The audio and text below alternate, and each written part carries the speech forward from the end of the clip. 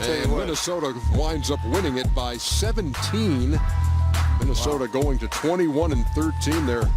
Guys, I apologize. I thought the game was over. I was in the Sprinter van on the highway, and they told me to come back. No, we already showed you walking to the bathroom before as we started this. Snitches get stitches, Ernie. What is this? What is this? That's the it's Orlando Magic bathroom. Who would carry around a picture of that? Bathroom. You know, it's interesting watching this Timberwolves team play right now. I told you, I've watched them play probably 5 times. They should be close to averaging this many points a game, not just against a bad Laker defensive team. They got to find a way to speed up the pace.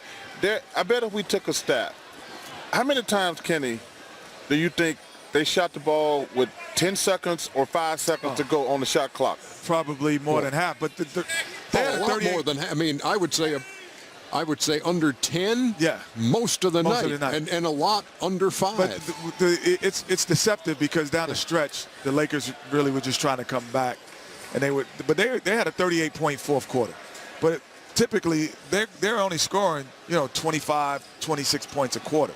So they came in averaging 108 a game. They score 121 tonight, and they shot the ball at 58% clip tonight. But the unfortunate thing of what you guys are talking about, Tibbs is not going to change. And, we want them to have a faster pace, but guess what?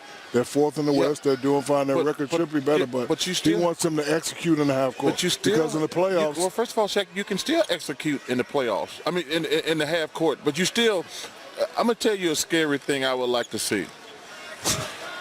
Jeff Teague coming at me full speed with Karl Anthony Towns on one wing, Wiggins on the other wing, and I'm not even counting Jimmy Butler.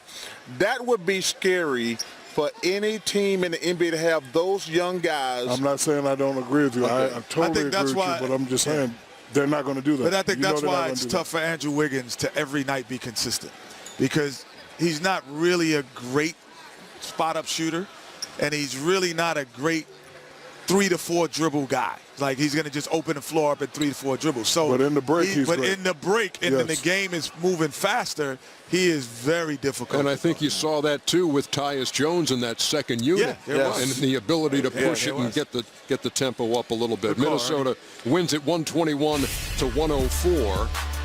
The dude standing behind Kristen is every person who has to work in retail. Chico, get him off you, Chico. Listen, you said you work at Target, Chico, baby. That's one of the. Chico. That's a smile from Chico. I've never seen a smile from Chico. It's got to be Christmas. No.